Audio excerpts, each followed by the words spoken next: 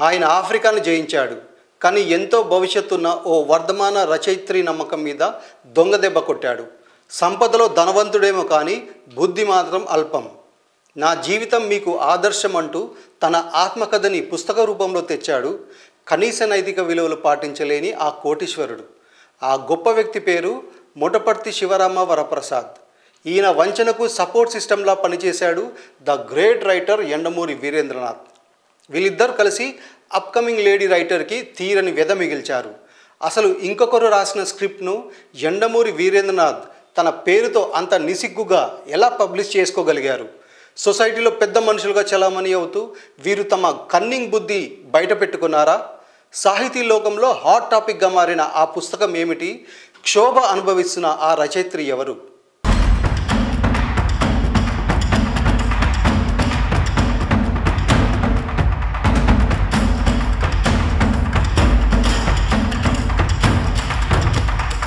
తెలుగు సాహిత్యంలో దొంగలు పడ్డారు.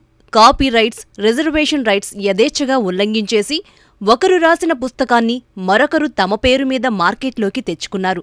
పంచభక్ష పరమాన్నం ముందు పెట్టి ప్లేట్ని కాలితో తన్నేస్తే ఎంత పాపమో, ఏళ్ల తరబడి శ్రమించి విషయసేకరణ చేస్తే తీరా పుస్తకం మీద అసలు రచయిత బదులు మరొకరి పేరు వేసుకోవడం కూడా అలాంటి ద్రోహమే.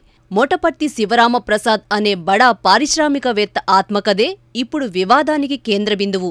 గోదావరిలోని దెందులూరు సమీపంలో అతి సామాన్య రైతు కుటుంబంలో పుట్టి దేశం కాని దేశంలో ఎక్కడో ఉన్న ఎడారి ఆఫ్రికా ఖండంలో వేల కోట్ల రూపాయల సంపద సృష్టించిన ఘనుడు ఎంఎస్ఆర్వి ప్రసాద్. స్వయం శక్తితో పైకి ఎదిగిన మనిషి, కొవ్వలి వాస్తవ్యుడు. ఆఫ్రికాలో 30కి పైగా స్టీల్, సిమెంట్ ప్లాంట్ల ఓనర్. వరంగల్ ఆర్ఈసీలో మెటలర్జీ చదివి గుజరాత్లో పనిచేసి హైదరాబాద్లో ఫౌండరీ పెట్టాడు. తరువాత కాలంలో తన వ్యాపార సామ్రాజ్యాన్ని ఆఫ్రికాలోని ఘనాలో విస్తరించి వేల కోట్ల రూపాయలతో ఫ్యాక్టరీలు, అదే స్థాయిలో ఉపాధి, ఉద్యోగాలు కల్పించిన ఘనత ఆయన సొంతం. ఇక హైదరాబాద్ ఔట్స్కట్లో డెక్కన్ ఆటో అనే బస్ బిల్డింగ్ ఇండస్ట్రీ కూడా ఉంది శివరాం ప్రసాద్కి.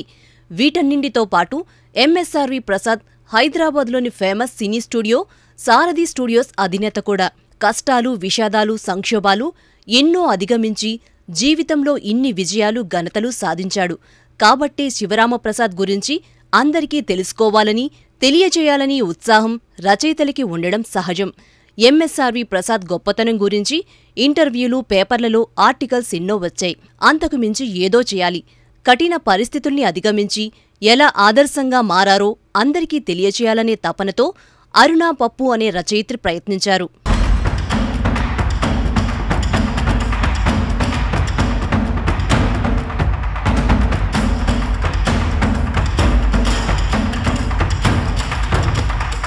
ఓ వ్యక్తి ఆత్మకథ రాయడం అంత సులువైన విషయం కాదు.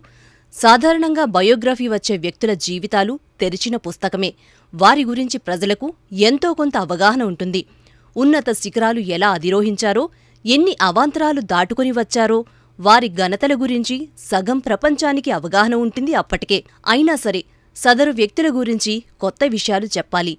ఆల్రెడీ తెలిసిన సమాచారాన్ని సరికొత్తగా ఆకర్షించేలా ఆవిష్కరించాలి.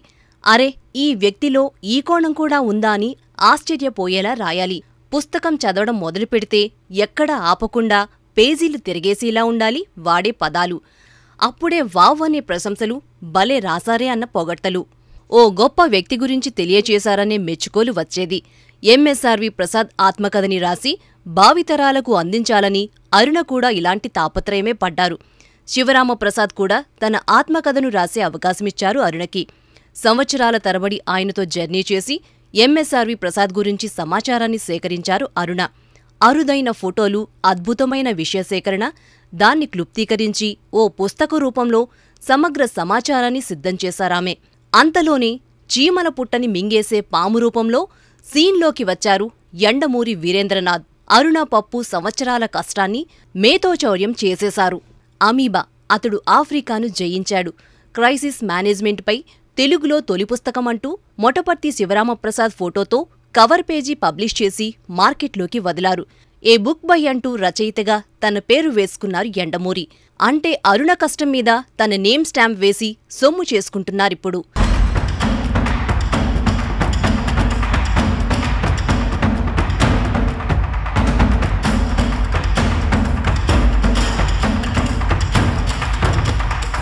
యండమూరి వీరేంద్రనాథ్ పేరుతో తన పుస్తకం అమ్ముకోవాలనే ఆలోచన ఉన్నప్పుడు ముందు నుంచి ఆయనతోనే జర్నీ చేయొచ్చు కదా. తన బయోగ్రఫీ రాసే ఛాన్స్ అరుణ పప్పుకి ఎందుకు ఇచ్చారు ఎంఎస్ఆర్వి ప్రసాద్? ఒకరి కష్టాన్ని తీసుకెళ్ళి ఇంకొకరి ఖాతాలో వేయడానికి అంత పెద్ద మనిషికి మనసు ఎలా సంస్కరించింది? లిటరల్లీ అరుణ ఆశల మీద నమ్మకం మీద గట్టి దెబ్బ కొట్టారు శివరామ వరప్రసాద్. ఇలాంటి ద్రోహం తన వ్యాపారంలో జరిగితే ఆయన భరించగలరా? కోట్లు ఉన్నాయి కాబట్టి నేను ఏం చేసినా చెల్లిపోతుందనే అహంకారమా, లేక గర్వం తెచ్చిన మిడిసిపాట?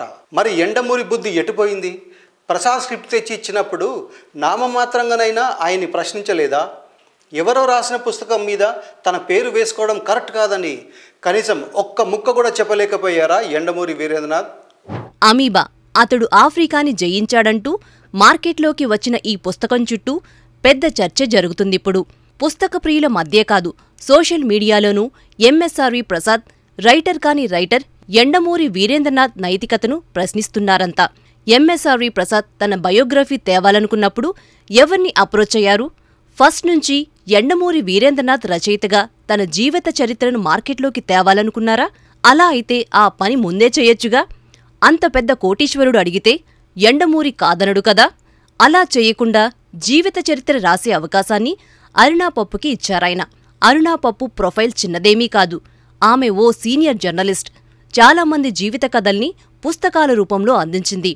చందనపు బొమ్మ అనే కథల సంపుటి, ఇన్ఫోసిస్ సుధామూర్తి రచనలకు అనువాదంగా వచ్చిన తడి ఆరని సంతకాలు, విజ్ఞాన్ విద్యాసంస్థల వ్యవస్థాపకుడు లావు రత్తయ్య బయోగ్రఫీ పదండి ముందుకు, రిజర్వ్ బ్యాంక్ మాజీ గవర్నర్ వైవి రెడ్డి ఆత్మకథ నా జ్ఞాపకాలు, అలాగే నేను ప్రభుత్వాలు నా సుదీర్ఘ ప్రయాణం, ప్రపంచ ప్రఖ్యాతిగాంచిన క్యాన్సర్ వైద్య నిపుణుడు నోరి దత్తాత్రేయుడి ఆత్మకథైన ఒదిగిన కాలం, వీటితో పాటు నాలో నేను విత్తనంలో విశ్వం పేరుతో ఎందరో గొప్ప వ్యక్తుల బయోగ్రఫీని పుస్తక రూపంలో అందించింది అరుణ.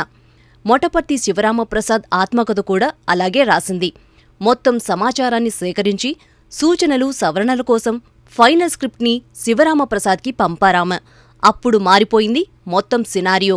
ఆమె కష్టమంతా యండమూరి టేబుల్ దగ్గరికి వెళ్లడం, ఆ డేటాకి తాను గతంలో రాసిన కొన్ని కొటేషన్స్ని ఫ్రెష్గా ఈ పుస్తకంలో యాడ్ చేసి మార్కెట్లోకి వదలడం జరిగిపోయాయి.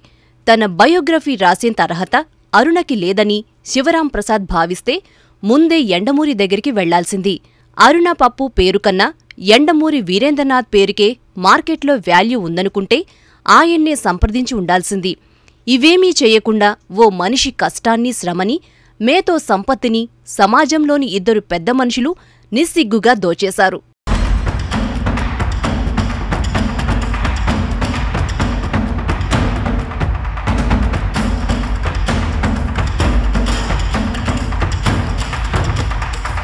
ఇక యండమూరి దగ్గరికొద్దాం.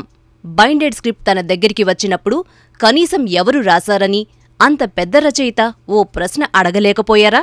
అలా అడిగితే ఎంఎస్ఆర్వి ప్రసాద్ తప్పకుండా వెనకడుగు వేసేవారు కదా. కాని యండమూరి అలాంటి ప్రయత్నం చేసి ఉండరనే కామెంట్స్ వినిపిస్తున్నాయి. ఎందుకంటే పక్కవాళ్ల సాహిత్యాన్ని ఎత్తేసి అది తన బ్రెయిన్ చైల్డ్గా చెప్పుకోవడం, వేరే భాషల్లో వచ్చిన గొప్ప కథల్ని తెలుగీకరించి పుస్తకాలు రాశాడనే విమర్శ యండమూరి మీద ఎప్పటినుంచో ఉంది.